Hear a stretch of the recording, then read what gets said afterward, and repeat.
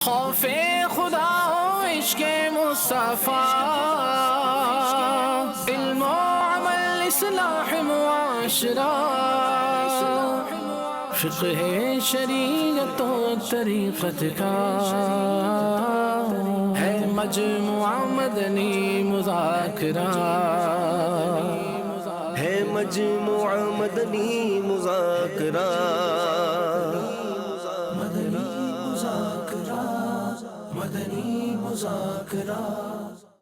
الحمدللہ رب العالمین والصلاة والسلام علی سید المرسلین، اما بعد فاعوذ باللہ من الشیطان الرجیم، بسم اللہ الرحمن الرحیم، الصلاة والسلام علیک یا رسول اللہ وعلی آلک واصحابک یا حبیب اللہ،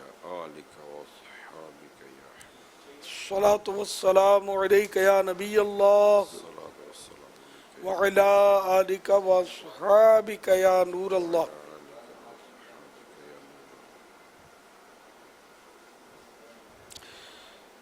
ضیاء درود و سلام پیج نمبر 9، فرمان مصطفیٰ صلی اللہ تعالی علیہ وآلہ وسلم نمبر 29، مجھ پر درود شریف پڑھو، اللہ پاک تم پر رحمت بھیجے گا۔ صلو علی الحبیب صلی اللہ تعالی علی محمد۔ الحمدللہ 1441 ہجری کے ماہ رمضان مبارک کا آج 29واں روزہ ہے۔ نماز عصر کے بعد والا مدنی مذاکرہ شروع ہو گیا ہے۔ آپ سوالات کیجیے، ہر سوال کا جواب وہ بھی بالصواب یعنی درست دے پاؤں یہ ضروری نہیں، بن پڑا تو عرض کرنے کی کوشش کی جائے گی، بھول کر تپائیں فوراً میری اصلاح فرمائیں، مجھے آئیں بائیں شائیں کرتا اپنے موقف پر بلا وجہ اڑتا نہیں، شکریہ کے ساتھ رجوع کرتا پائیں گے انشاءاللہ عز و جل۔ صلو علی الحبیب صلی اللہ تعالی علی محمد۔ حمود السنتی فرمان کے اوپر 12,000 روپے ادا کیا جائے تو انشاءاللہ میں نے نیت کیا ہے کہ میں 12,000 روپے اپنا کیسے کر ادا کروں گا۔ عظمت تاری کوٹ عبد المالک لاہور سے کر رہا ہوں۔ ماشاءاللہ، بارک اللہ فیکم، اللہ آپ کو برکت دے۔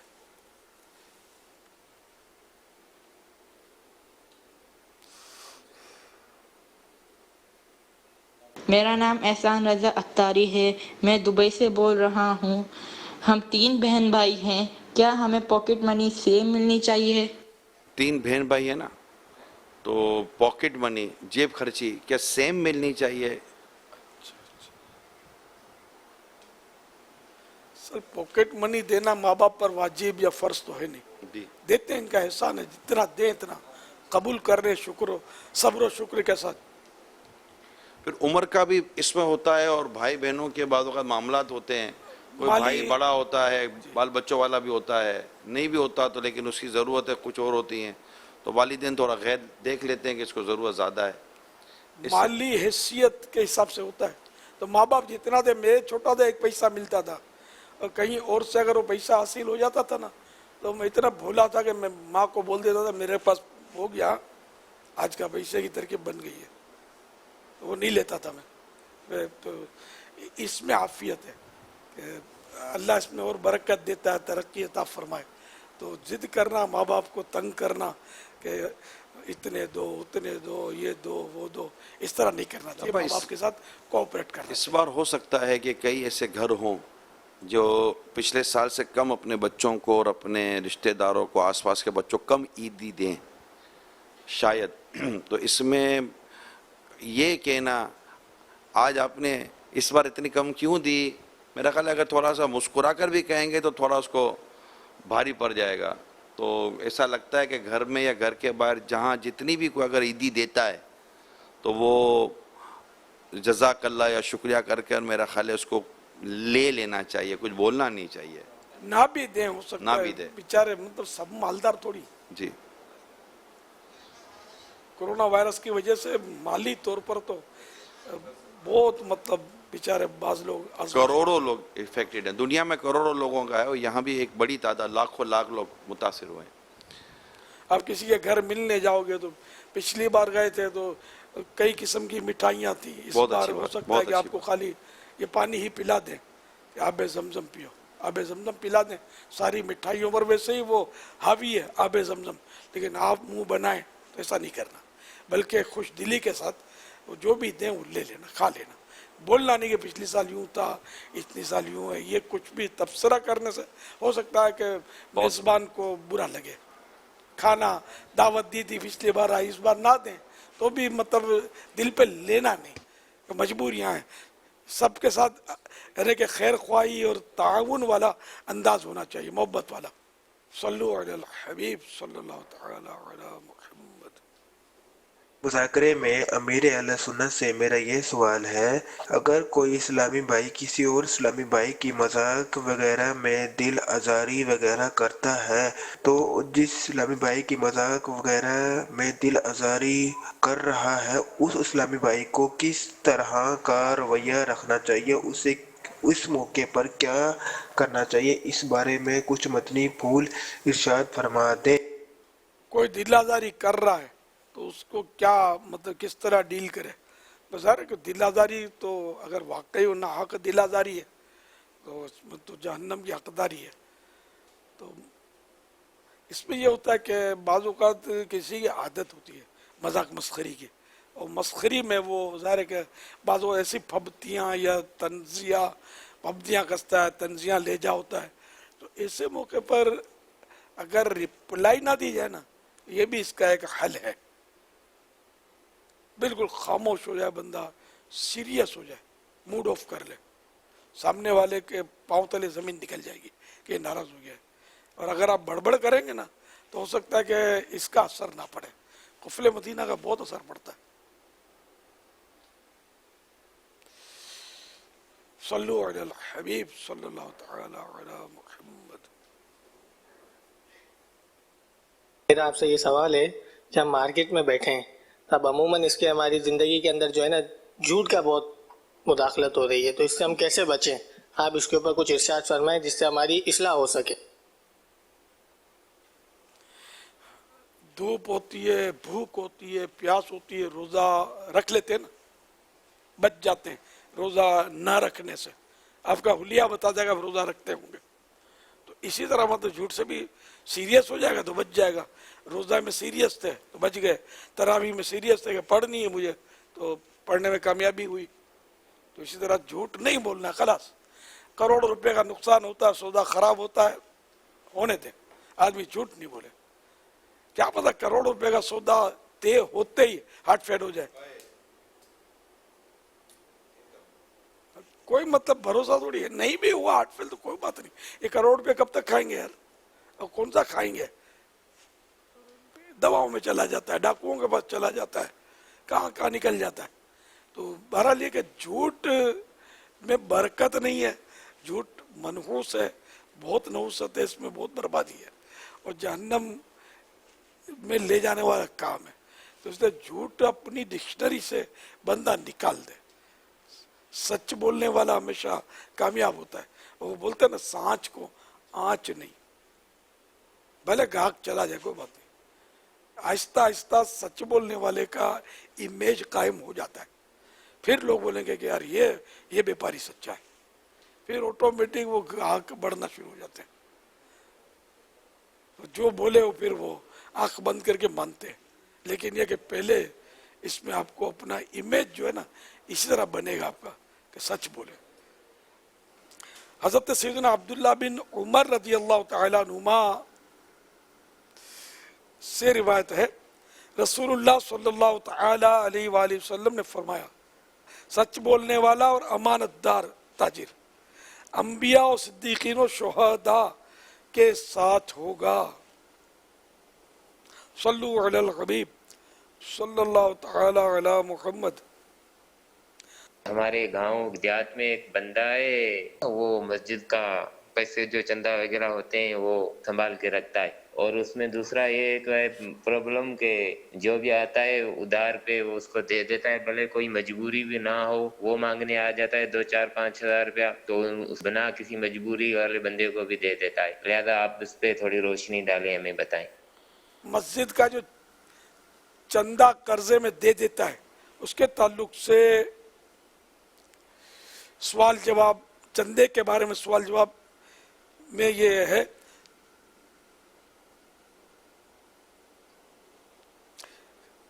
اگر چندے کے صندوق جیسے نکلی ہوئی رقم کا غلط استعمال ہو گیا، باکس سے نکلی ہوئی رقم کا غلط استعمال ہو گیا، مثلا متولیان مسجد نے اتفاق رائے سے کسی غریب مقتدی کو اس میں سے کوئی رقم ادھار دے دی اور وہ اب ادا نہیں کرتا، اس کا حل؟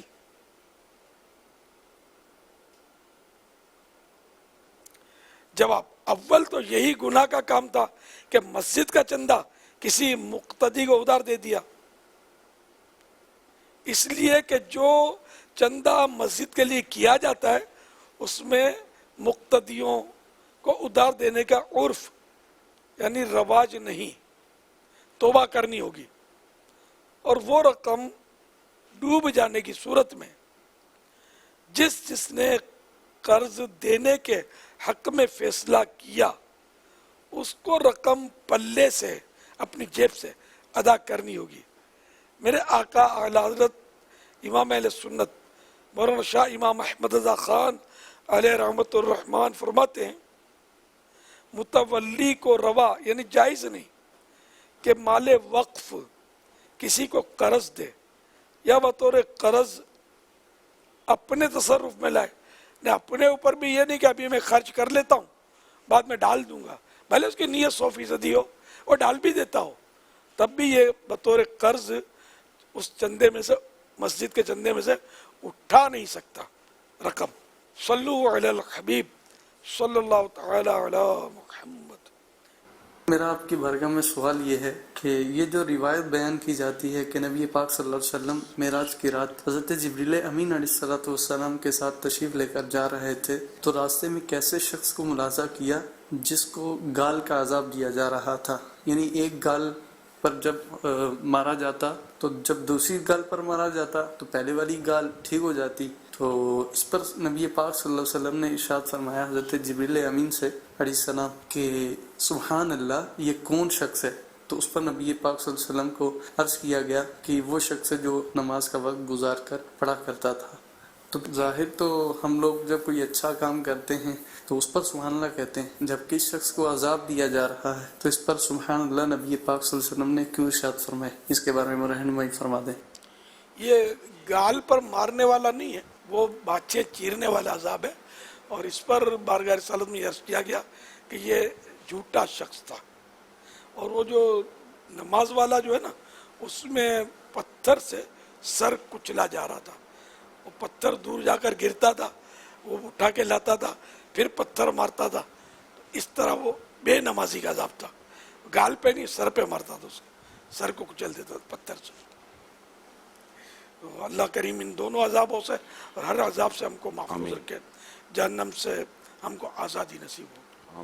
تو یہ سبحان اللہ تعجب کے لیے بھی بولا جاتا ہے نا، جیسے وہ تحسین، ایک کلمہ تحسین کے طور پر بھی بولا جاتا ہے، تسبیح کا تو یہ جملہ لفظ ہے لیکن ہر وقت یہ تسبیح کے لیے بولا ہوا ضروری نہیں۔ ماشاء اللہ کتنا پیارا بچہ ہے، تو اب یہ ماشاء اللہ ذکر اللہ نہیں کر رہے کہ تعجب سے یا وہ مطلب تعریف کے اعتبار سے بول رہا ہے، تو یہاں سبحان اللہ اللہ اکبر، تو یہ بعض اوقات تعجب کے طور پہ بولا جاتا ہے۔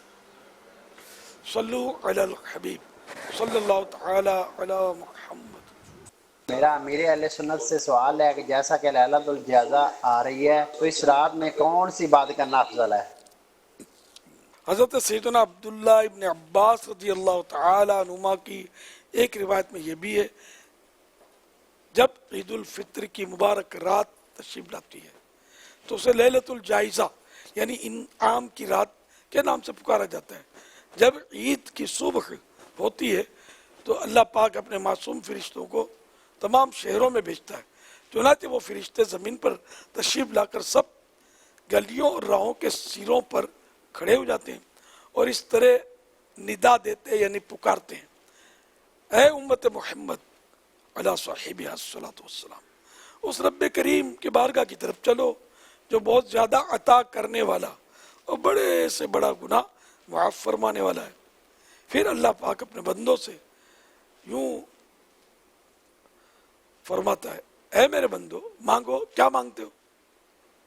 میری عزت و جلال کی قسم، آج کے روز اس یعنی نماز عید کے اجتماع میں اپنی آخرت کے بارے میں جو کچھ سوال کرو گے وہ پورا کروں گا، اور کچھ دنیا کے بارے میں مانگو گے اس میں تمہاری بھلائی کی طرف نظر فرماؤں گا، یعنی اس معاملے میں وہ کروں گا جس میں تمہاری بہتری ہو۔ میری عزت کی قسم، جب تک تم میرا لحاظ رکھو گے میں بھی تمہاری خطاؤں کی پردہ پوشی فرماتا رہوں گا، یعنی تمہاری خطائیں چھپاتا رہوں گا۔ میری عزت و جلال کی قسم، میں تمہیں حد سے بڑھنے والوں یعنی مجرموں کے ساتھ رسوا نہ کروں گا۔ بس اپنے گھروں کی طرف مغفرت یافتہ لوٹ جاؤ، تم نے مجھے راضی کر دیا اور میں بھی تم سے راضی ہو گیا۔ فرمان مصطفیٰ صلی اللہ تعالی علیہ وآلہ وسلم، جس نے عیدین یعنی دونوں عیدیں، عید الفطر کی رات، شب عید الفطر چاند رات، اور شب عید الاضحیٰ یعنی 10ویں رات جس دن صبح بقرعید ہوگی، یہ دونوں راتیں طلب ثواب کے لیے قیام کیا۔ اس دن اس کا دل نہیں مرے گا جس دن لوگوں کے دل مر جائیں گے۔ ایک اور مقام پر حضرت سیدنا معاذ بن جبل رضی اللہ تعالیٰ عنہ سے مروی ہے، فرماتے ہیں جو 5 راتوں میں شب بیداری کرے، رات جاگ کر عبادت کرے، اس کے لیے جنت واجب ہو جاتی ہے۔ ذوالحجہ شریف کی 8ویں، 9ویں اور 10ویں رات، اس طرح 3 راتیں تو یہ ہوئی، اور چوتھی عید الفطر کی رات یعنی لیلۃ الجائزہ چاند رات، رمضان گزرنے کے بعد، تو 5ویں شعبان المعظم کی 15ویں رات یعنی شب براءت۔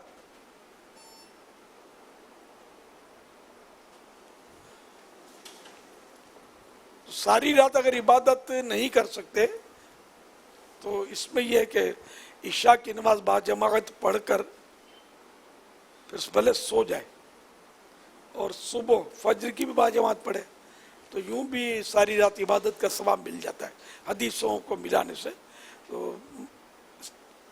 تو اس طرح دونوں نمازیں با جماعت جو روز پڑھے تو روزانہ اس کی رات جو ہے نا اس کو عبادت کا ثواب ملے گا، خالی چاند رات کے لیے مخصوص نہیں ہے۔ تو اب عید رات ساری جاگنا تھوڑا دشوار ہوتا ہے کہ صبح عید بھی پڑھنی ہے، تیاری بھی کرنی ہوتی ہے، تو ہر ایک جاگ سکے یہ ضروری نہیں ہے۔ تو ویسے ہی با جماعت نماز تو پڑھنی چاہیے، جس نے با جماعت نماز پڑھی اس کو یہ فضیلت بھی حاصل ہو جائے گی۔ اللہ تعالیٰ کی انعام اور رحمت کی رات ہے یہ، اور مزدوری ملتی ہے جنہوں نے یقیناً کام کیا۔ اللہ اپنے رحمت سے ہم سب کو بھی محروم نہ رکھے، آمین، عطا فرمائے۔ تو اس رات کو غفلت میں گزارنے کے بجائے، یعنی اس رات میں بعض اوقات ہوتا ایسا ہی ہے کہ جیسے ہی یہ چاند نظر آ جاتا ہے تو لوگ امیر سنت فرماتے رہتے جیسے کہ گویا کہ شیطان کی آزادی کا جشن منا رہے ہیں، تو ایسا انداز نہیں ہونا چاہیے، اللہ تعالیٰ کی شکر گزاری کا انداز ہونا چاہیے۔ عید بھی تو اللہ ہی کی طرف سے عطا ہے نا، نعمت ہے عید، اللہ تعالیٰ کی طرف سے دعوت ہے، تو اس کو کس طرح مطلب بندہ نافرمانی میں گزارے گا۔ صلی اللہ تعالی علی محمد۔ یا سیدی یہ ارشاد فرمائیے، کیا سجدہ تلاوت کرنے والے کے آگے سے گزرنے سے گناہگار تو نہیں ہوگا؟ مفتی صاحب اگر کچھ فرمائیں تو، اگر ہوں تو نہیں ہوگا، گزر سکتا ہے، گزر سکتا ہے، مفتی صاحب فرما رہے ہیں۔ صلو علی الحبیب صلی اللہ تعالی علی محمد۔ پیارے باپا جان، بچوں کا پڑھائی میں دل نہیں لگتا، بچوں کا پڑھائی میں دل کیسے لگائیں؟ بچہ اگر قرآن کریم پڑھنے میں دل نہیں لگاتا تو اس کو कोई मतलब ऐसा बच्चों की शौक की जो चीज़ हो ना कि बेटा सबक पढ़ लो तो तुमको ये मिलेगा, कोई सी चीज़ हो, जैसे कि कोई खाने पीने की चीज़ है जो मतलब उसकी सेहत के लिए नुकसानदेह ना हो और वो पसंद करता है, मसलन ये दे दिया या रकम दिखा दी उसको, ये नोट मिलेगा, 10 का नोट मिलेगा सबक पढ़ लोगे तो, या सिक्का दिखा दिया ये मिलेगा। तो इस तरह मतलब कोई ना कोई उसको ऐसा वो देंगे ना तो इंशाल्लाह इसकी मतलब इन्हें क्या वो जज्बा मिलेगा, जोश में आके ये पढ़ेगा। लेकिन इसमें ये कि रोज़ अगर इस तरह इसको पढ़ाएंगे तो इसकी आदत ख़राब हो जाएगी, फिर ये चीज़ मिलेगी तो ही पढ़ेगा वरना नहीं पढ़ेगा, ये खतरात भी रहेंगे। तो बहरहाल ये किसी तरह भी हिकमत अमली से, प्यार से, फुसला के कभी कोई चीज़ दे दी कभी नहीं भी दी, और इस तरह इसकी मतलब आदत डलवाएंगे। जब आदत पड़ जाएगी तो इंशाल्लाह ये पढ़ता रहेगा, अल्लाह करेगा। तो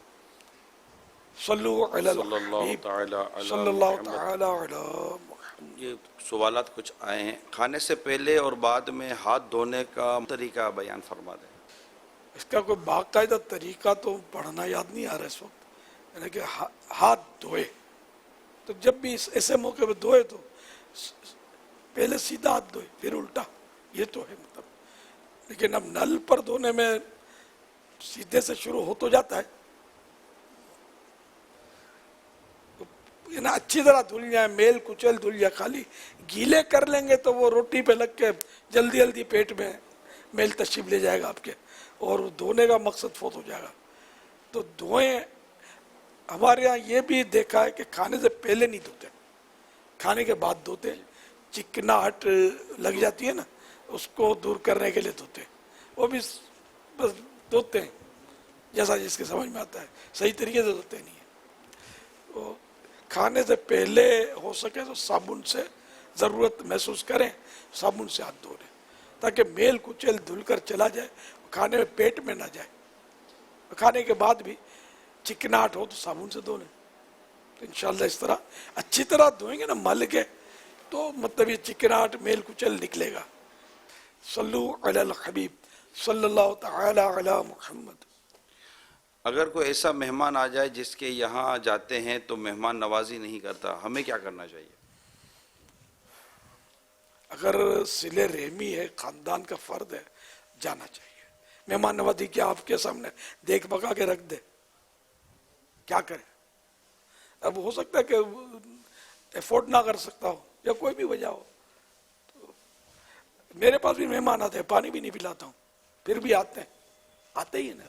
ये आप भी तो आए, कौन सा पानी पिलाना है? मैंने एक मिसाल है, लोग आते हैं तो ठीक है, मतलब कभी जमजम शरीफ पिला देता हूँ, मदीनी खजूर दे देता हूँ, अभी मतलब तो मेहमान आए तो उसको खिलाना पिलाना कोई फर्ज वाजिब तो नहीं है, कोई ना खिलाए तो नाराज हो जाए और जाना छोड़ दे उसके पास। दिल बड़ा रखना चाहिए, और कोई अपने साथ अगर बुरा सलूक करे तब भी हम अच्छा सलूक करें। इदफा बिल्लती या अहसन, ऐ सुनने वाले बुराई को भलाई से टाल, ये कुरानी आयत है। तो इंशाल्लाह इस तरह हमारा मुआशरा दुरुस्त हो जाएगा।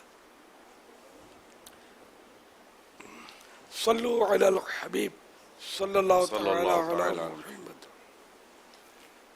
अब मेरी अहले सुन्नत की बारगाह में अर्जी है कि आप ये भी मेरे तायाबू की बेटी है, बेहोश है, क्योंकि तो डॉक्टर ने कहा कि अगर 4 घंटे तक होश ना आया तो फिर ये इंतकाल कर जाएगी। 4 घंटे का टाइम दिया, आप दुआ फरमाए कि उनको अल्लाह ताला से तंदुरुस्ती अता फरमाए, लंबी जिंदगी अता। अल्लाह करीम प्यारा हबीब सल्लल्लाहु तआला अलैहि वसल्लम के सदक़े बेटी को शिफा कामिला आजिला नाफिया अता फरमाए, सेहतों, राहतों, आफियतों, इबादतों, रियाजतों, दीनी खिदमतों, बड़ी तवील जिंदगी अता करें। बेटे हिम्मत रखिए, सब्र कीजिए, अल्लाह की रज़ा पर राजी रहिए, अल्लाह सब अच्छा कर देगा। सल्लल्लाहु तआला अला मुहम्मद। गुजरात से शहबाज अख्तारी बोल रहा हूँ। मेरा बच्चा फौत हो गया था 2018 में कैंसर से। बाज़ औक़ात नमाज पढ़ते हुए उसकी बहुत ज़्यादा याद आती है और रोना आ जाता है, क्या इस तरह नमाज पे कोई असर पड़ेगा? जज़ाकल्लाहु खैरा। اب رونے میں آنسو نکلتے ہیں تو اب بے اختیار ہے، اس میں تو کوئی حرج نہیں ہے.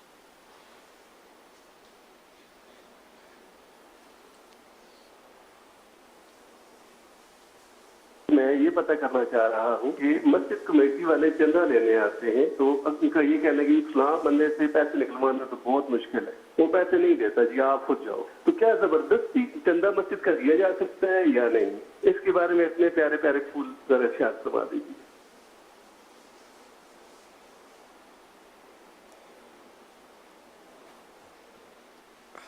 یہ تو ہر جگہ ہوتا ہے.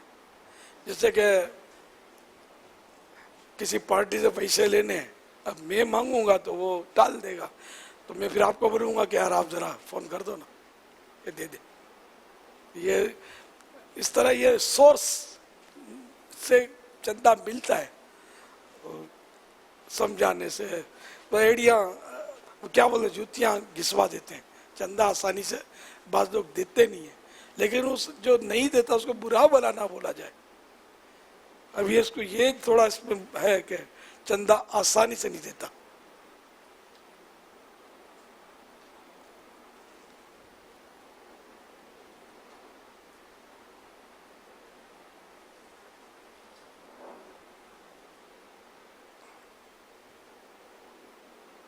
انداز اپنائیت والا ہو، تھوڑا سا وہ لجاجت والا ہو. اب اگر برائیوں والا یا یہ سب آپ نے کہا کہ وہ کنجوس مکھی چوس ہے یار، ہم سے تو یہ تھوڑا پریشر والا ہو، تم بولو گے نا تو کچھ نہ کچھ، اور اس کو ایسا لگے کہ یار میں نہیں دوں گا تو میری بے عزتی ہوگی یا مجھے ذلیل کیا جائے گا، تو ایسی کوئی حالات شاید پیدا نہ کیے جائیں. جی جی، یہ نہ کہ آپ کے شر سے بچنے کے لیے وہ دے. اس میں جیسے موقع محل زبردستی تو نہیں ہو سکتا، لیکن تعلقات ہوتے ہیں نا بعض اوقات، تو وہ زبردستی دل آزار زبردستی نہیں ہوتی، وہ اپنائیت والی ہوتی ہے. اب سمجھ میں آتا ہے 15,000 دے سکتا ہے، 10,000 دے، یار آپ تو ابھی 15 کر سکتے ہو، یار آپ تو 15 تو کر دو. تو یہ بعض اوقات ایسے اپنائیت والے ماحول میں تھوڑی بہت بات ہو جاتی ہے. اور وہ ہر چندہ دینے والا کوئی چندہ لینے والے سے ڈرتا تھوڑی ہے. دینے والا لینے والے سے، وہ دینے والا لینے والے سے ڈرتا نہیں ہے، وہ عام طور پہ ڈرتا نہیں ہے. کبھی ایسا ہوتا ہے کہ اللہ کے بدماش لوگ ہوتے ہیں، وہ نیاز وغیرہ اگر کرتے ہیں یا کچھ کرتے ہیں، مطلب محرم میں کچھ کرتے ہیں، تو یہ لوگ بعض اوقات زبردستی لے رہے ہوتے ہیں، تو یہ غلط ہوتا ہے، یہ گناہ ہے. تو یہ بیچارے وہ اللہ کے لیے نہیں دے رہے ہوتے ہیں، اس بدماشی سے ڈر کر اس کے شر سے بچنے کے لیے دے رہے ہوتے ہیں.